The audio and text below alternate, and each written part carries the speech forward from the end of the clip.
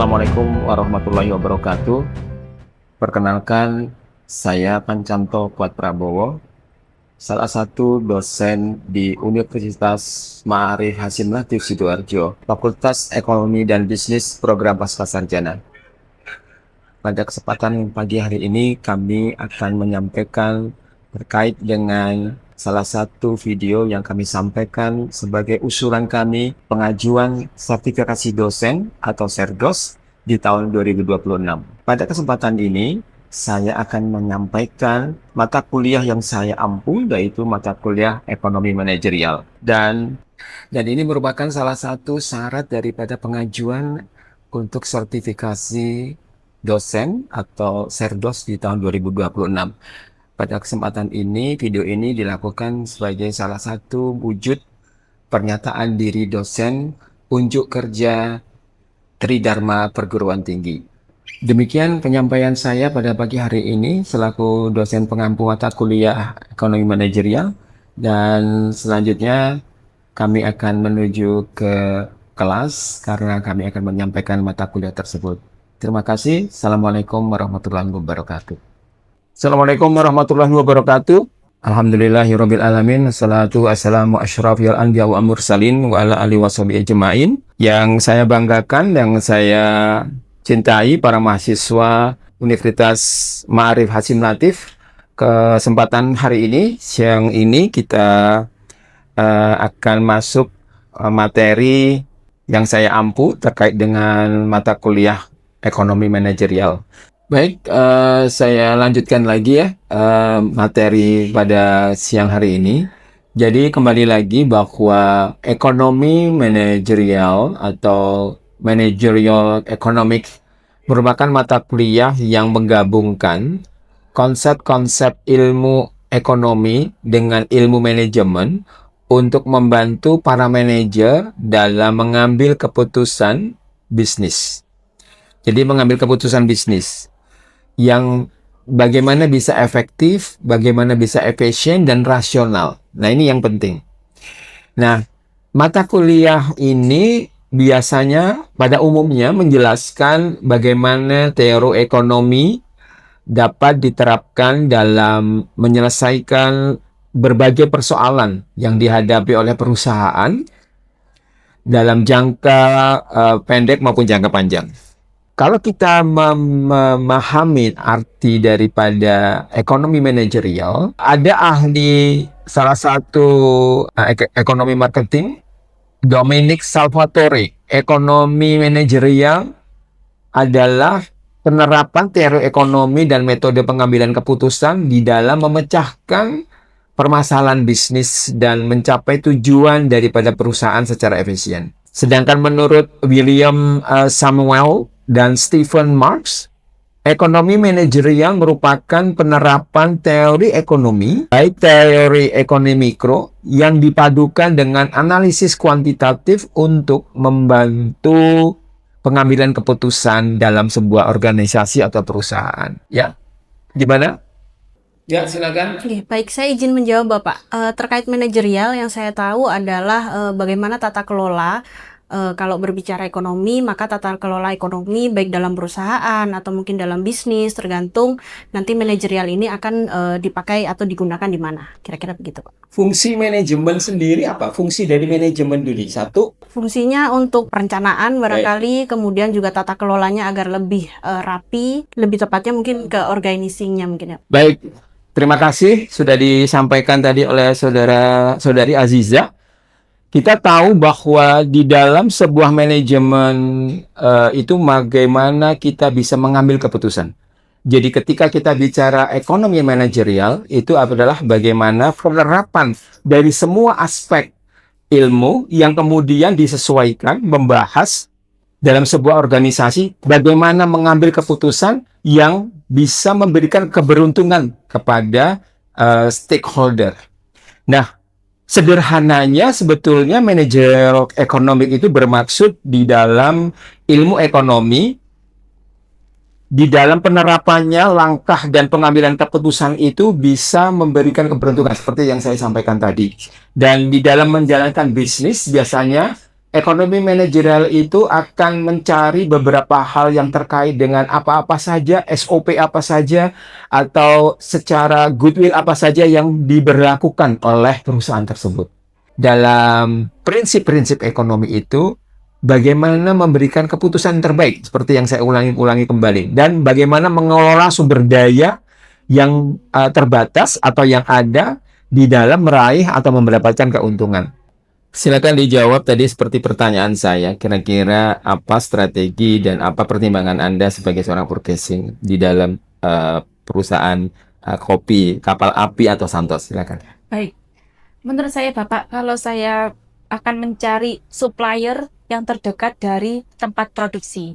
Karena apa? Supaya yang terdekat dari produksi akan menghemat dan mengefisiensi operasional, terutama untuk bahan bakarnya.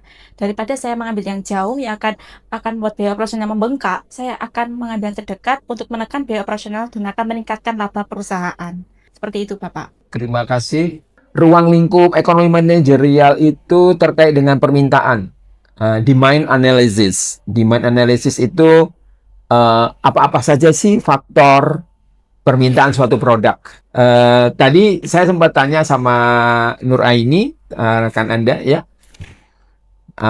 bagaimana terkait dengan permintaan dan demand dan supply. Contohnya berapa harga produk, bagaimana image masyarakat terhadap produk tersebut, kemudian bagaimana selera konsumen.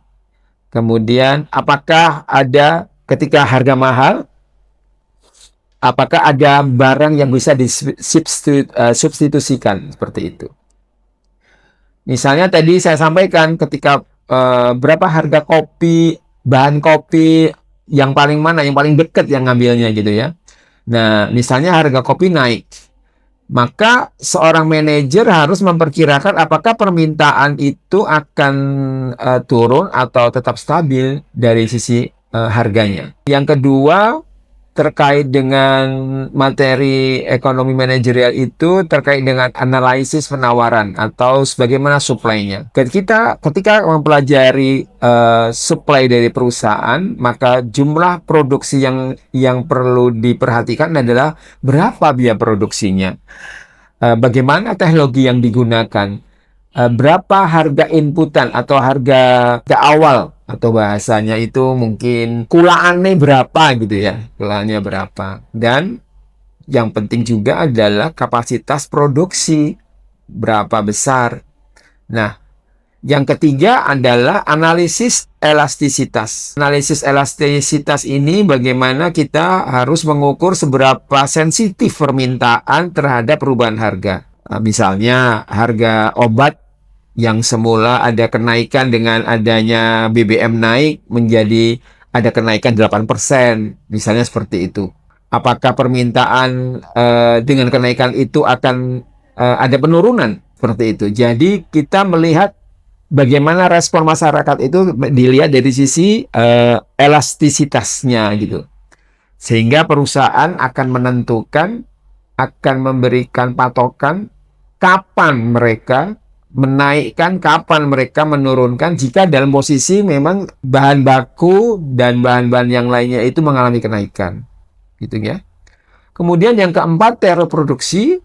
Teori produksi itu bagaimana jumlah material yang masuk, inputannya, kemudian ada proses produksi, kemudian menjadi outcome, jadi produk, seperti itu. Ini kemudian kalau kaitannya dengan dunia farmasi misalnya, ada perusahaan farmasi yang ingin mengetahui berapa jumlah tenaga kerja dan mesin yang dapat menghasilkan produksi yang paling efisien. Nah, ini kaitannya dengan teori produksi. Kalau saya menghasilkan, kalau misalnya kayak tadi Nur Aini sudah sampaikan, ya, ketika kemudian kita bicara supply chains, maka yang paling penting adalah bagaimana kemudian harga itu bisa kompetitif, harga itu bisa terjaga. Karena ketika kita bicara tentang teori produksi, kita bicara tentang produksi, maka yang dilihat adalah seberapa besar terjadinya perubahan harga itu. Tadi sudah saya sampaikan, pertama yang terkait dengan ruang lingkup ekonomi manajerial, satu apa? Baik, permintaan. Kemudian yang kedua, analisis penawaran, supply. Kemudian yang ketiga adalah analisis elastisitas. Kemudian teori produksi. Dan yang terakhir ada analisis biaya produksi.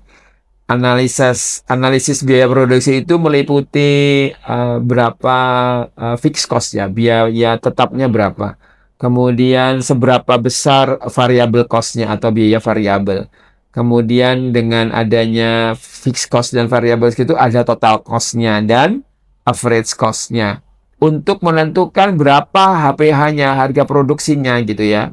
Nantinya kita terakhir bagaimana juga melihat struktur pasar. Siapa yang tahu struktur pasar itu terkait dengan apa? Jenis-jenis pasar di dalam teori jenis pasar itu apa? Monopoli, oligopoli, persaingan sempurna, dan persaingan monopolistik. Mungkin Anda sudah tahu ya tentang bagaimana persaingan sempurna, bagaimana pasar kemudian didominasi satu sumber gitu ya, atau satu perusahaan, atau disebut dengan monopoli seperti itu. Baik, dengan demikian, ketika kita sudah bicara terkait dengan bagaimana struktur pasar, bagaimana analisa laba, analisis biaya produksi, kemudian analisis elastisitas, kemudian analisis penawaran, dan bagaimana juga kaitannya dengan permintaan atau demand. Nah, dengan demikian, setelah beberapa variabel-variabel itu ada, maka pengambilan keputusan dalam kondisi resiko itu, manajer sering sekali menghadapi situasi yang dalam tidak kepastian. Bagaimana kondisi inflasi di tingkat nasional, bagaimana kemudian suku bunga yang diterapkan, bagaimana nilai tukar rupiah yang kemudian dia harus membeli barang mentah yang biasa dari luar yang harus didatangkan dari impor, bagaimana saat krisis ekonomi yang berlangsung, seperti itu. Maka tidak lepas bahwa ketika mau mengambil keputusan ini, sebelumnya kita sudah melakukan forecasting dulu gitu ya, peramalan dulu. Apa saja yang akan digunakan untuk memperkirakan faktor-faktor apa-apa saja yang dilakukan untuk melakukan forecasting itu. Ya, misalnya berapa tingkat penjualan di dalam satu bulan tersebut, bulan tertentu gitu. Bagaimana kemudian kondisi permintaannya. Bagaimana kondisi pertumbuhan pasarnya yang ada gitu. Nah, ini semua perlu dianalisa dengan metode yang digunakan antara lain dengan trend analysis, kemudian regresi linear, time series, dan moving average. Begitu. Baik, ada yang mau ditanyakan? Baik, kalau tidak ada, demikian ya materi yang kita bahas pada siang hari ini. Mungkin itu saja mungkin dahulu yang akan kita sampaikan. Untuk selanjutnya saya akan memberikan tugas kepada Bapak Ibu semua. Dan karena Anda penjenengan semua adalah seorang magister, maka penjenengan harus memberikan analisa-analisa apa saja yang terkait, yang relevansinya dengan materi tentang ekonomi manajerial. Baik, telah kita mengikuti mata kuliah dan saya sudah memberikan tugas mata kuliah ekonomi manajerial. Kesempatan siang hari ini, saya akan memberikan tugas kepada penjenengan semua. Tugas ini terkait dengan bagaimana analisa penjenengan ketika mengambil sebuah pengambilan keputusan yang terkait dengan pekerjaan-pekerjaan penjenengan. Nanti akan saya sampaikan soalnya secara terpisah, bisa lewat WA, nanti saya sampaikan soalnya. Mungkin ada yang ditanyakan? Bapak, Yes. untuk tugas kita terakhir kapan? Terus melalui apa untuk pengirimannya? Di semester ini saya harapkan 2 minggu ke depan tugas sudah selesai. Dan ini merupakan semester terakhir sebelum ujian akhir semester UAS. Tugas sudah diserahkan kepada saya. Ya. Bisa melalui email. Oke, terima kasih Pak. Ada lagi? Sebelum kita akhiri, mari kita berdoa. Mudah-mudahan ilmu yang kita dapatkan pada kesempatan pada siang hari ini dapat bermanfaat untuk kita semua dan menambahkan insight bagi kita dalam khususnya terkait dengan mata kuliah ekonomi manajerial. Baik, kalau tidak ada, kita akhiri siang hari ini. Saya minta tolong salah satu di antaranya untuk menutup dengan doa. Baik, teman-teman, marilah kita berdoa. Mudah-mudahan hari ini kuliah yang kita dapatkan bermanfaat bagi kita semua dan kita sehat selalu untuk mengikuti pelajaran berikutnya atau materi berikutnya. Baik, sebelum kita berdoa, marilah kita menundukkan kepala, berdoa di dalam hati, berdoa dimulai. Berdoa selesai. Terima kasih. Sampai jumpa 2 minggu ke depan. Terima kasih. Assalamualaikum warahmatullahi wabarakatuh. Baik, demikian deskripsi singkat serta cuplikan proses pembelajaran dari mata kuliah yang saya ampu, yaitu mata kuliah ekonomi manajerial. Semoga dapat memberikan gambaran tentang kinerja pengajaran yang saya lakukan, yang akan digunakan untuk penilaian, khususnya terkait dengan pengajuan serdos saya. Saya mengucapkan terima kasih yang sebesar-besarnya kepada tim penguji, penilai, serta tim panitia kenaikan pengajuan serdos di tahun 2026. Tak lupa saya juga mengucapkan terima kasih kepada Bapak Rektor Universitas Ma'arif Hasim Latif Sidoarjo, Bapak Dr. Hidayatullah, serta Sivitas Akademika, rekan-rekan dosen, dan rekan-rekan mahasiswa yang mungkin dalam hal ini saya selama pengajuan ini ada kesalahan, kami mohon maaf. Demikian yang dapat kami sampaikan. Bil taufiq wal hidayah. Assalamualaikum warahmatullahi wabarakatuh.